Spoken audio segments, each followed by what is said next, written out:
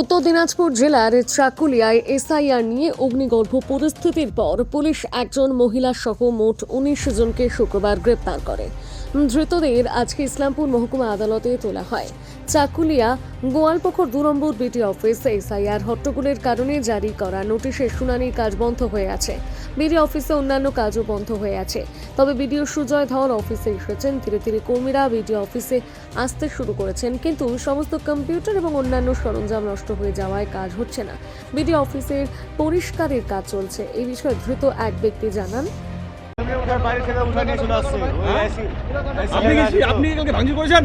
না না কিছু করিনি। বিধায়কের উপর হামলা করেছেন?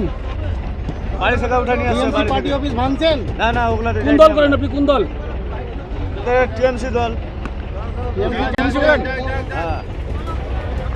এ বিষয়ে বিডিও অফিসের কেয়ারটেকার জানান, আমরা সকাল থেকেই স্যার বলেছেন আমাদের পরিষ্কার পরিচ্ছন্ন এগুলো করতে সরাতে বলেছেন, নির্দিষ্ট জায়গা রাখতে বলেছেন। তার জন্য আমরা সবাই মিলে কি হয়েছিল?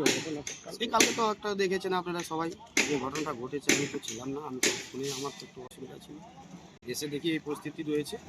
দেখার পর দেখি এখন আমাদের স্যার সকালে ডেকেছে, আমরা এসে কাজে লেগেছি। এগুলো সব কি পরিষ্কার করা হবে? এই যে যা দেখছেন, যা জ্বলেছে, যা কাগজপত্র জ্বলেছে, যা চেয়ার টেবিল জ্বলেছে, সেগুলোই দেখতে পাচ্ছি। ওগুলোকে আমরা ওদের নির্দিষ্ট জায়গায় দেখার ব্যবস্থা করছি। এই ভিতরে অনেকগুলো আলমারি ছিল, সেগুলো আলমারি এখন তো আমরা ওদিকে যাইনি, এখন বর্তমানে সামনে রয়েছি। পরে ওগুলো দেখে তারও পরিষ্কার ব্যবস্থা। কি কি থাকতে পারে এই জিনিসগুলো? এটা আমি তো বলতে পারবো না, এটা বিডিও সাহেবই বলতে পারবেন। আমাদের কিছু না কোনো গুরুত্বপূর্ণ কাগজ আমি তো বলতেই পারছি না, কেন আমরা কাজে লেগে আছি। আচ্ছা। উত্তর দিনাজপুর থেকে অনুপ জেসওয়ালের প্রতিবেদন, নিউজ টুডে।